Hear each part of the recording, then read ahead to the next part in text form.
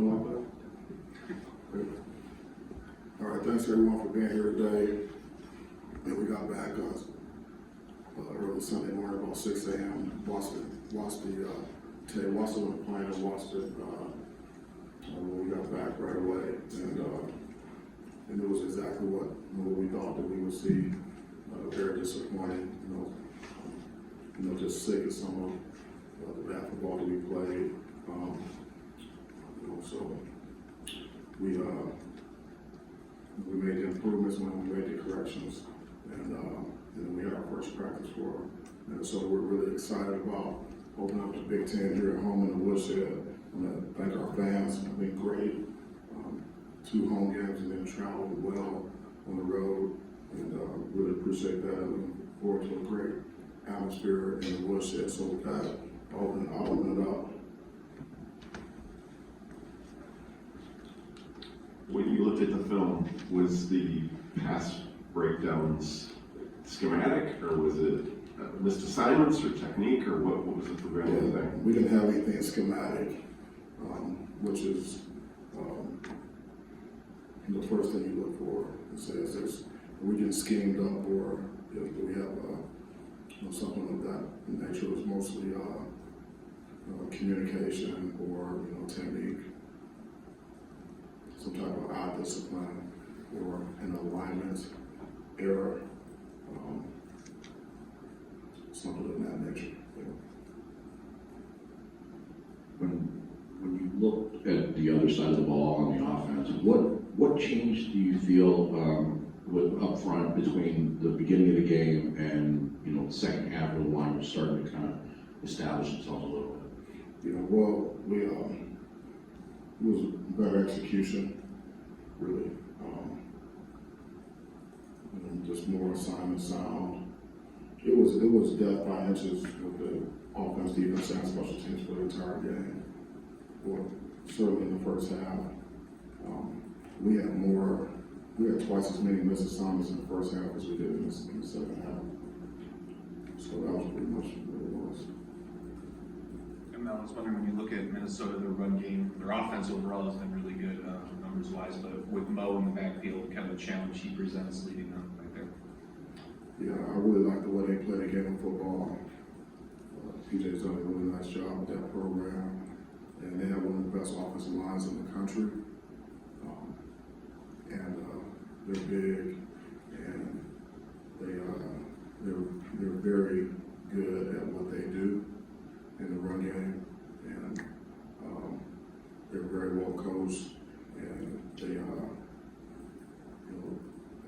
don't run inside zone stretch, and you just gotta stop them. They have really good runners, and the running back he's physical, and he runs the ball like the way you're supposed to run the rock. So I'm very impressed with the way they play the game and the way they run the football. They're very efficient in the passing game as well. They're very good quarterback experience.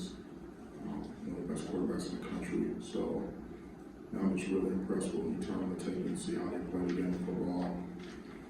I love it. Hey, Coach. So Peyton seemed to be playing better against Washington this week, but he seemed to wasn't afraid to put his body on the line and took a few hits. Was he able to still hit the ground running at practice this week? Well, he's still alive, yes. He was present today, so. And what were your thoughts on his overall play and improvement from the first 2 games? He played well. I mean, he played better, and he was more efficient. He threw some really nice balls.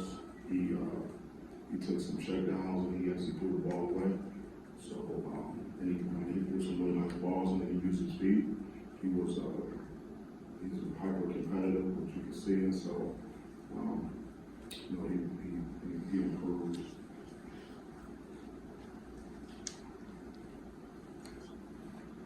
Well, you went for 2 a number of times, and obviously that they had the odd score with the safety and everything. I'm wondering, philosophically, was that just something based on the math and metrics, or just so decisions to continue to go up to those points? No, it's just basically the math and the metrics, the analytics that really dictate those decisions, you know, in the game. And that's kind of how we go about it. I'm wondering, PJ announced that Ahmed Bell is out for the year. It's kind of a two-part thing. When you go into a game like this and you hear something like that on a Monday, how do you kind of prepare for that when a key piece is missing? And for you guys on the other side, how have you guys been able to sustain some of the top-level depth injuries that you've had? Yeah, so if you know that a player is not going to be available, then you don't have to prepare for that player, you know. But you still have to prepare for the other players, you know, because they have a lot of good players and have a really good scheme. And they play hard. Us, you know, depth-wise, it's been a next man up mentality for us, and that's what it has to be. And so, you know, injuries are part of the game, obviously, and so we need as many guys to be ready as possible and prepared to play. And so the next guy steps up, and you know, we expect production, you know, in those positions.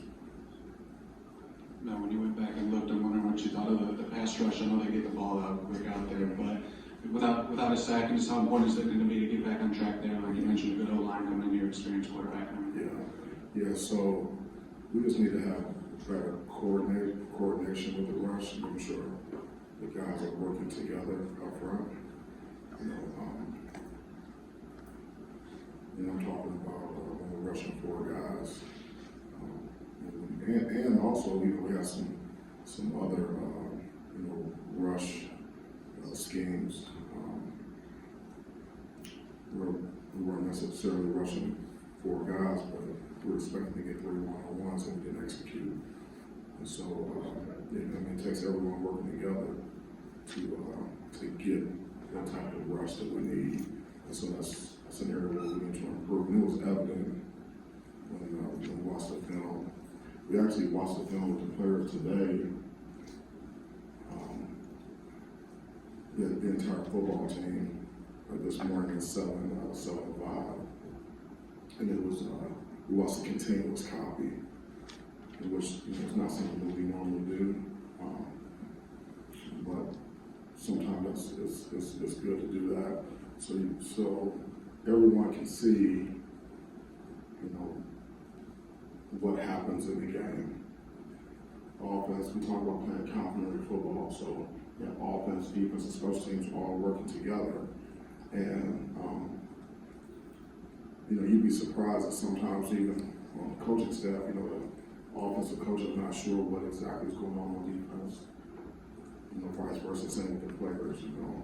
It could be a defensive player who just gets off the field, he's going over adjustments, next thing you know, they say sudden change, he runs on the field. You know, after the game, showers up, gets on the bus, goes back, checks his phone, comes in the next day, he watches the defense film, he doesn't know what happened, you know, but the teammates said it was one team, so sometimes it's good to get everyone in one room and just go through it, just how I watch it. You know, I watch the continuous copy of games, you know, just how it happens. We kick off, you know, we're on defense, and, you know, and then it kind of goes there, special teams offense, you can see it. So we watched the first half together like that, and it helps with guys' understanding, actually, why we have when we have success, why we have it, when we don't have success, and it helps with accountability. And it also helps to understanding of complementary football, and then, you know, how you know, little details and discipline and things like that, how they plan to having successful plays or unsuccessful plays. And, you know, death by inches was the story of the day. And on all 3 phases, what we call a rat trap. The rat that I've talked about before is when, you know, all camp, all week, preparation, you know, 2 + 2 is 4,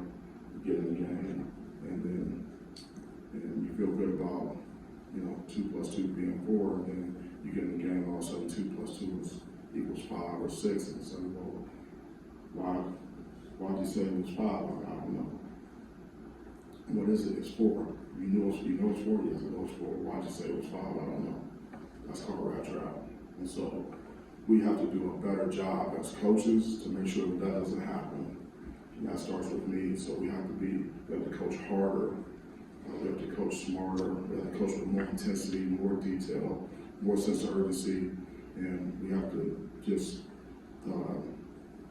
put more pressure on the entire situation so that when we do go into the game, we don't go rat trap. You say continuous copy, that's just sequential start to finish type of thing, it's not Just like start to random finish. cutups or, okay. That's how I watch the games, unless I'm just specifically watching one side of the ball, of course, for some reason. That's been all like between plays and everything else involved with that. It's not a TV copy, it's the coach's copy. So for example, we kick off, we see that, and then now we're on defense. And, they go down and they score. Okay, and then, extra point block, and then kick off return, on offense. We see that, and then, we run a few plays, and then it's third and one, we have miscommunication. We block it one way, run back, there's no way, now it's 4th and 7, punt. Now we're back on defense, and you just watch the whole half like that so you can see. And then the coaches are making the comments. As I'm running the clicker. So Scotty will say, hey, it's like the main point of the play, hey, we are misaligned here. And the D-line coach will say, hey, this is,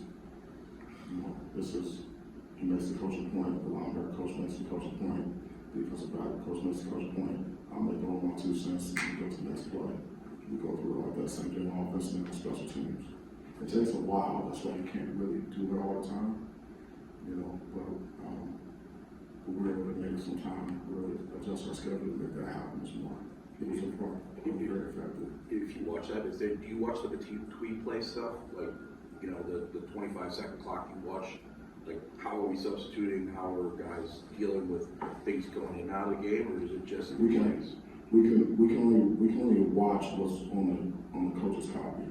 So sometimes you can see some things, sometimes you can't, and that's why we watch TV copies as well, to see things that we can't see, on the coach's copy. And the coach's copy doesn't have any sound on it.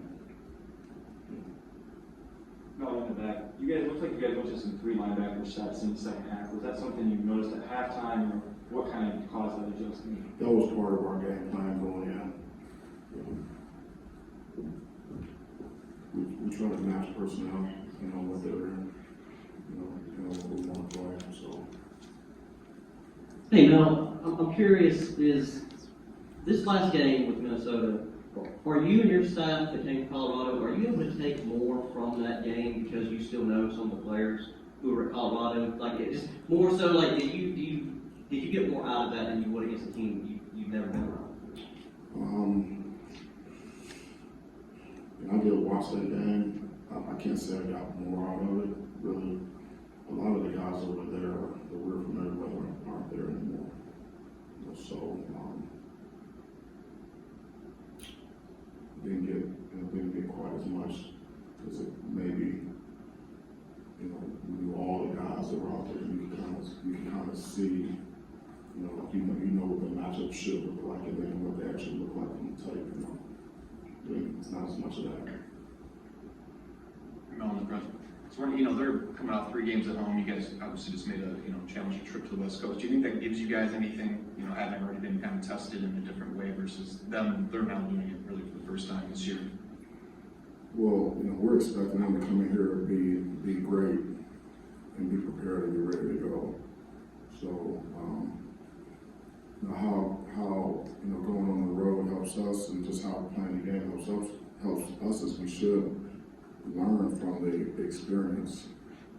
And like you guys asked me after the game, you all asked me after the game, what do you learn about your team? Well, you learn a lot when you see guys play in games, when you see them play in that type of environment. And so it's very revealing. And so we learn from it, and then we move on. And it was good to get our first practice in this morning for Minnesota, because we have to quickly move on and get that game behind us, because it just makes you sick until you can really turn the page. And but you have to move on. Mel, you talk all about the ball. We've seen what the fumble recoveries have meant this year. It's 111 pass attempts now without an interception. Mm-hmm. What can you do about that? Yeah, well, there's a few things. When you're playing we play zone coverage and we play man coverage, and then there's some combination coverages. When you're playing zone coverage, you have to do a really good job in the passing game in terms of making sure that the guys that have in zone should have vision on the quarterback, and when the quarterback throws the ball, everyone needs to break 1/3 of the distance the ball's in the air to the reception area. And then all tips and overdose, we have to get those. And then the underneath players, when the quarterback gets to the top of his drop and sets his foot, sets his back foot and hitches, all the underneath droppers need to be set up, and the receivers should not be over top of those underneath droppers at that point. So it's a race against time. The key and Daniel still has to get back and get set up and get ready to break on the ball. And then we have to have the rush coordinated and working with the coverage. And sometimes, a couple times in the last game, we had the rush, but the coverage didn't make the quarterback hold the ball long enough for us to get there.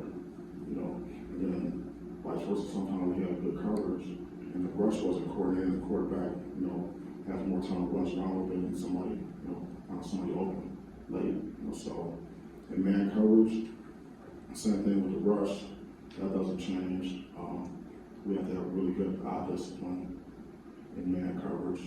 Make sure that we stay on top. And I'm not saying you can't get interceptions and takeaways in man coverage. But the main thing is, make sure that you're on top of your guy, and my man doesn't catch the ball, and if you have an opportunity to get your hands on the ball and make the play. So, and then, when we pressure, we got to speed up the quarterback, and we got to be opportunistic. We have vision, on the quarterback to break on the football. So we were close a few times. I thought that we had a chance to get some balls. Some balls were overthrown. We were really, really close. But we didn't have a good enough break on the ball. We weren't in quite the position that we would be in to make the play. So we have to coach a lot better to get all of us to get what we want, and as far as takeaways and interceptions. Mel, you've obviously been coaching a long time, been through disappointments and ups and downs, and your players mostly as well. You've had a nice run here going back to the Penn State games, and something really has gone wrong. And I'm wondering what you look for inside your program when you have a moment like this, where for some guys it's new and the response you want to see, and are there tells and things you're looking for during the week? Yeah, well, coming out of the game after you grade the film, and you see rat trap, then you basically got guys in three categories: guys you can trust and you know what you're going to get from them.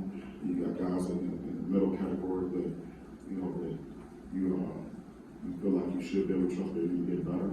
And you got guys in the category you just can't trust them right now. You're not sure exactly what you're going to get at all when they step on the field. So you have to make sure those guys you can't trust don't step on the field again until they get to the point where you can trust again through practice.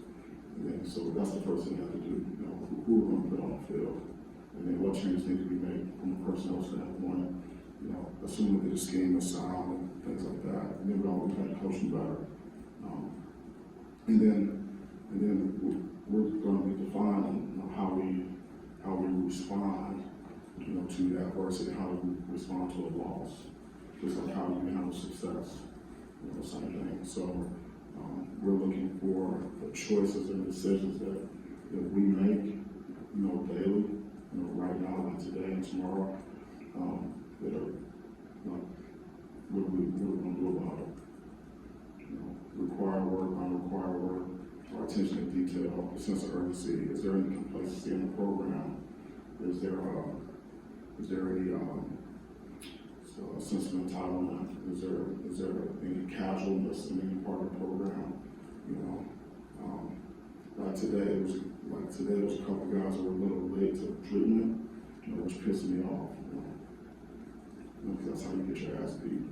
So we look for things like that moving forward, and we make good choices and decisions, and we have intentional focus, and that's how we get better.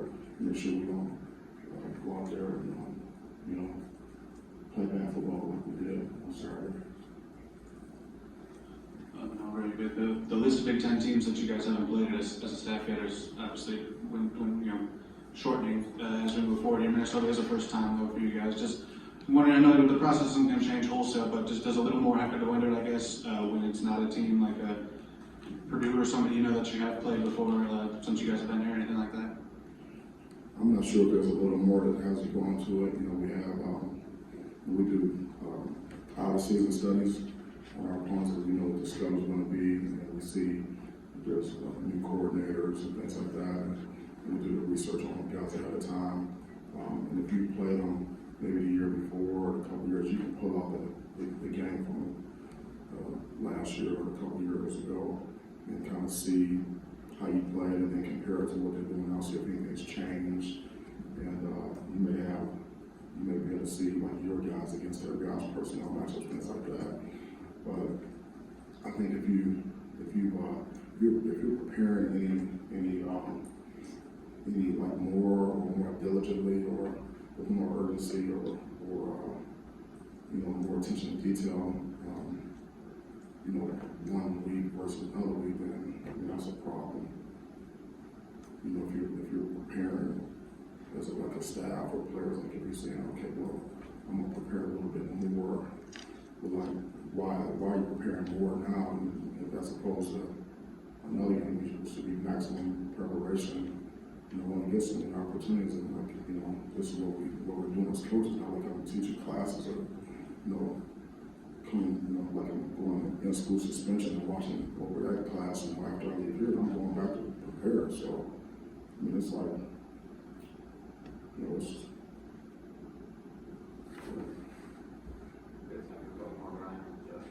Hey Mel, I know as head coach, you're concerned more about the bigger picture. I'm over here. Sorry. Yes, I said no from the accent. Anyway, I would say that as head coach, I know you're concerned about the bigger picture and every aspect of the program, top to bottom. But when a quarterback has a game where he throws for almost 400 yards and 4 touchdowns, now that you're coaching the corners, do you take that more personally? Do you get a little harder? Yeah, I take it personal. I take it all personal.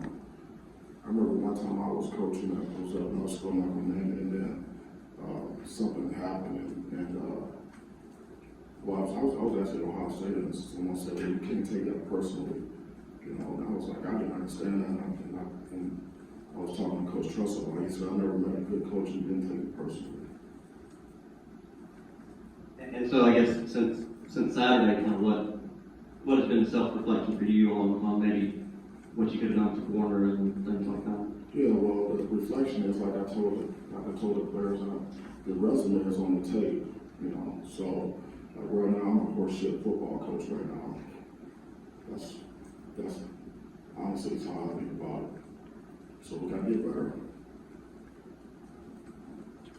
You talked before the season about the pass defense and that kind of stuff. The mistakes that were made Saturday, are they the same as last year? Or are they a different breed? Or how would you kind of characterize it? Well, I saw some similarities in a couple of things, and that's why we're gonna have to make some changes. Yeah. Do you mean personnel? Yeah. You said you take this personally. Obviously it's Monday, it's early, but you'll see more throughout the week and on Saturday. But how do you think your guys are responding just to that first loss and kind of moving forward to Big Ten? Today we were good today. We had good meetings. The meetings were productive. practice. We didn't hit today, but we were going full speed, and there was a lot of focus there, and I saw attention to detail. The guys that weren't paying attention, and guys were coaching each other up. It was very organized. I thought we moved with a sense of urgency from drill to drill. Things were pretty clean. We just kind of introducing the game plan to the guys. And so we talk about stacking days and every detail being important. So at the end of every practice, the question becomes like, did we stack today? And so when I go back to watch the film, here about practice and offense, defense, special teams, and we'll say, hey, did we stack today? And it's, the standard is a standard, so either we did or we didn't. Because if we didn't practice and perform up to the standard, then we didn't stack. So that's kind of how we go about the process throughout the week. We stack days. That gives us the best chance, but again, we have to raise our level of intensity in what we're doing. And I hope my mom is not, since press conference today, so. Just your team's challenge is obviously how they bounce back from their first taste of adversity. What do you think your team's confidence level is, or how a game like that affects it? We're going to find out here pretty soon. But today I saw a confident football team. I mean, you have to learn, and you have to learn from adversity. Like, we're going to be defined, based on like how we respond to like this adversity and the loss, and sometimes you can win and not play well. You have to respond to that. Like in the first game of the season, we're a very inconsistent football team right now, and so I think the collective confidence of the team is as confident as it can be coming off of a performance like that. But the team is made up of individuals, and so you got to look at some of the individuals that are going to have a role in the game. We have to see, okay, if they're going to have a role, we have to make sure they're confident in what they're doing. And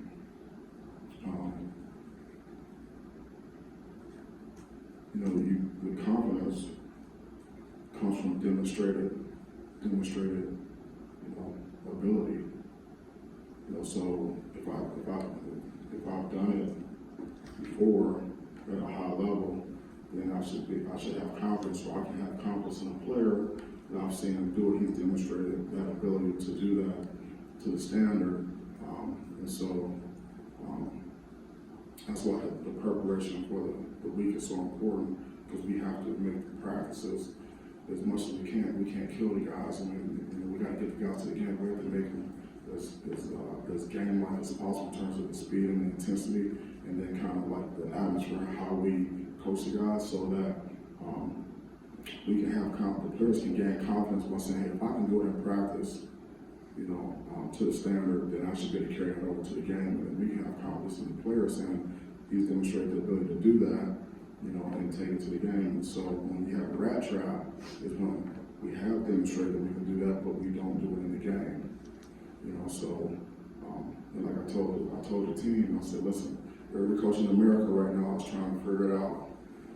This week, everyone in America is having meetings today and Monday practice, and introducing, the team to the next opponent.